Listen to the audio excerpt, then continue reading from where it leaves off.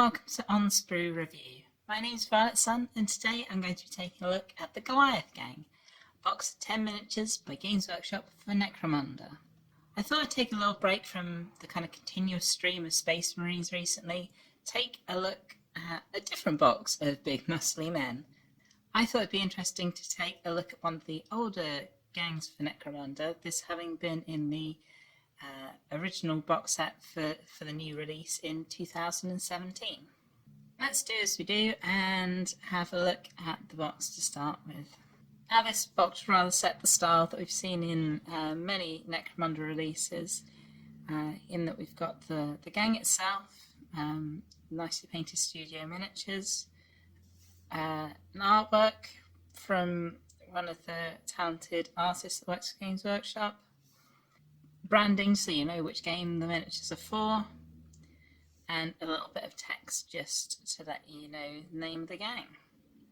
And of course you've got this kind of rusted hive background.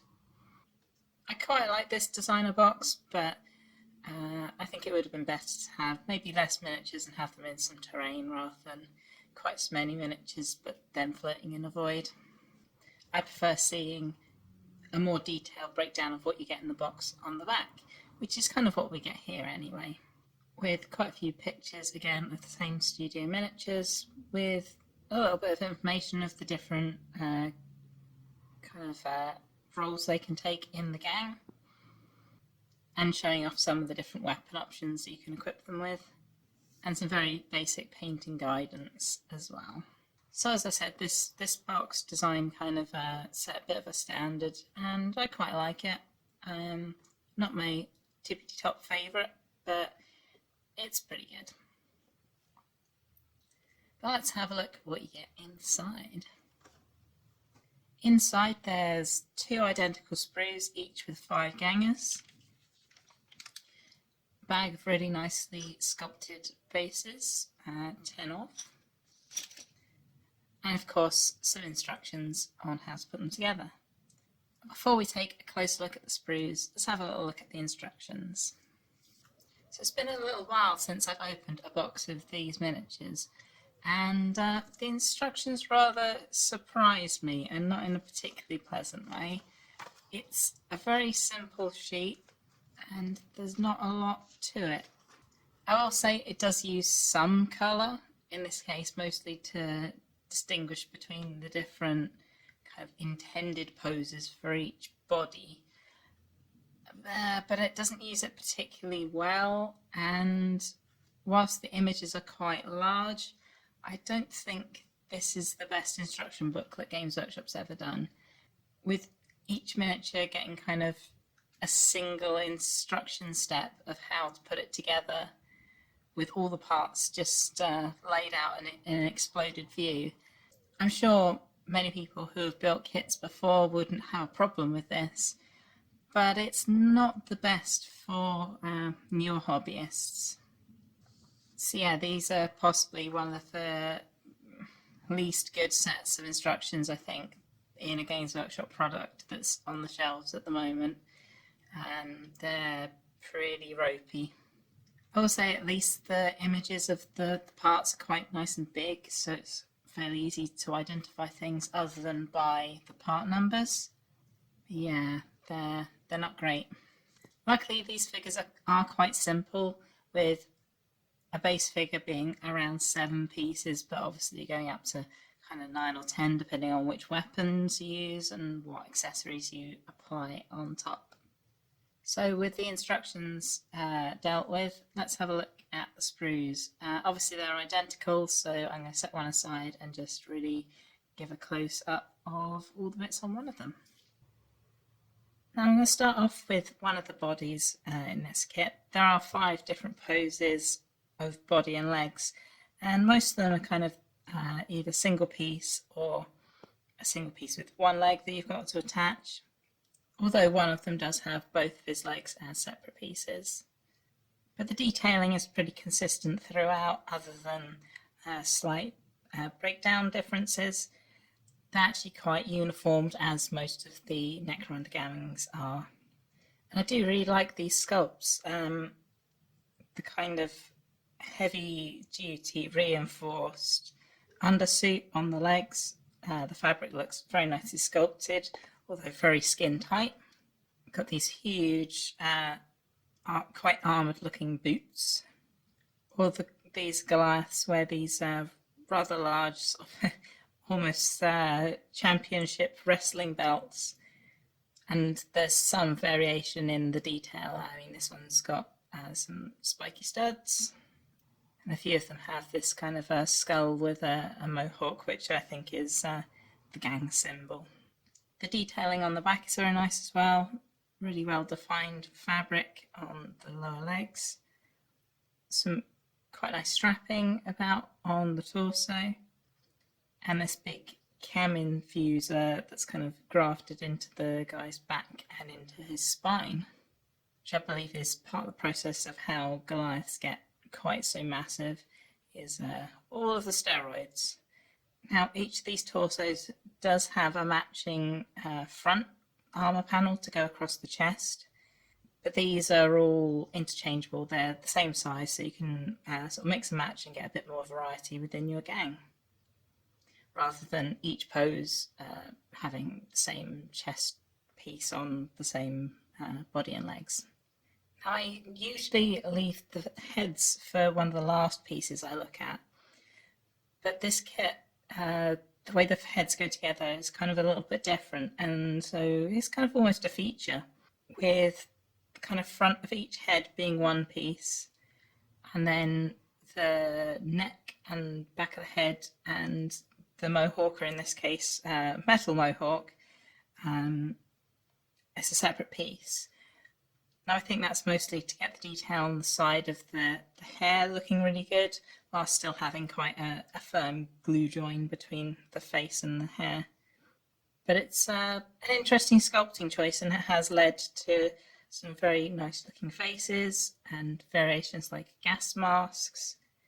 And it, of course, allows you to mix and match the front of these faces with different head tops, so you can have even more variety than just a single piece head. The sculpting of the arms is quite nice. The join of how the arms attach to the bodies is somewhat unique to this kit. So doing arm swaps and such from this kit to something else, or something else to this kit, would require a little bit more work and probably a bit of green stuff just to fill in some gaps. But the sculpting on these is very nice. The muscles are very well defined. Have these big armoured fan braces, which look quite similar to the boots. They're obviously by the same designer. And this kit comes with quite an interesting variety of weapons. Not many projectile weapons. We've got this, which I believe is a shotgun, but kind of looks a bit bolt gunny as well. Each sprue has 2 weapons of this design. I believe this is an auto gun of some description. There's also a pistol of a very similar design. I believe this is a grenade launcher in quite an interesting kind of under the slung arm position. And then what appears to be a plasma auto pistol combi weapon of some description. I'm not a complete expert on Necromund weapons, so do correct me in the comments if I'm getting these wrong. Although you also get one of the Goliath's signature weapons, the rivet cannon, which looks really interesting, really not like a battlefield weapon, because it is meant to be a tool, but I think that's conveyed quite nicely in its kind of awkward shape. What you do get quite a few of is melee weapons. For start off, this enormous sledgehammer, which is probably about as tall as a Space Marine. It's absolutely enormous. And similarly, rather large is this pretty big wrench, which I think looks really cool. I really like the kind of all the adjusting mechanisms on it. It makes it look very unique. You also get a big, brutal kind of chopper weapon, something that almost an orc would be proud to be wielding. And this enormous 2-handed serrated axe with this huge skull built into it. It's a very, very almost comedic weapon in how ridiculous it is, but it's quite in keeping with the gang's theme of just being pretty ridiculous and over the top. So yeah, not a huge amount of weaponry really, not a lot of options for 5 models. Although there is an extra sprue you can buy with more weapon options on, but that's an extra and not included in the kit. You do get quite a few accessories though, including these bundles of stick grenades, which are quite interesting, quite a unique style within Necromund, and not even that common in 40k. Kind of the Death Guard being the only other armor that uses this theming in grenades. You also get a few other kind of belt hanging bits, little pouches and gas masks to set on around the waist. And other kind of like miscellaneous items just to give a little bit more variety to the figures. And you do get a few separate armor panels if you want to give your gangers a little more protection and not have them showing off so much bare flesh. You get these panels to sit on the thighs to give them a bit of leg protection, and these slightly domed pieces sit on the shoulders, kind of a bit American football shoulder pad kind of look to them. You do get quite a few face sculpts on this sprue, but I feel like they're all a little samey. Whilst there's a few different varieties in expression between shouty and smiling, they all kind of look quite similar, but perhaps that's something that could be fixed with, you know, a bit of painting. Some variety in the skin tone might make them look a little more unique. So that was my quick look at the sprue for the Goliath gang. I didn't want to look too deeply at every single piece because there is kind of a lot of repetition of the detail. As you can see from the box, the sculpting style of each gang is quite similar, and whilst the poses vary a little bit with a few different leg poses, they're a bit samey. And I really feel this kit is missing out on weapon options, especially compared to some of the slightly newer kits. It feels a little bare bones. And if you're going to play Necromund with the Goliaths, I think you'll end up buying the upgrade kit that's got a lot more variety of weapons, different special weapons,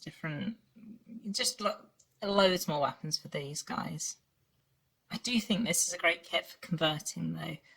I've bought a kit previously to use as cultists for my Iron Warriors, with a few kind of weapon swaps and tweaks to make them into some really gene-altered humans to be cannon fodder for my Iron Warriors Great Company. And what I've seen a lot of people do, and what I'm planning to do, is to use these as a basis for some nice big bulky Space Marine scouts. Yes, I said I was going to try and keep this video away from Space Marines for once, but unfortunately, everything seems to be coming back to Space Marines. I'm mostly planning on using the legs and the waist, and maybe replacing some of the upper torso, and obviously different arms and heads to make some nice big beefy Space Marine scouts for the Horus Heresy. If you've come up with any interesting conversions for the Goliath gangers, I would love to hear about it. As I say, I think they've got great conversion potential, so I'm sure there's some interesting ideas out there. If this review has been helpful, if you could drop it a like, that would be much appreciated. And of course, there are many more reviews already on my channel, and subscribing to the channel is the quickest way to end up seeing new reviews. Thank you very much for watching, and happy hobbying.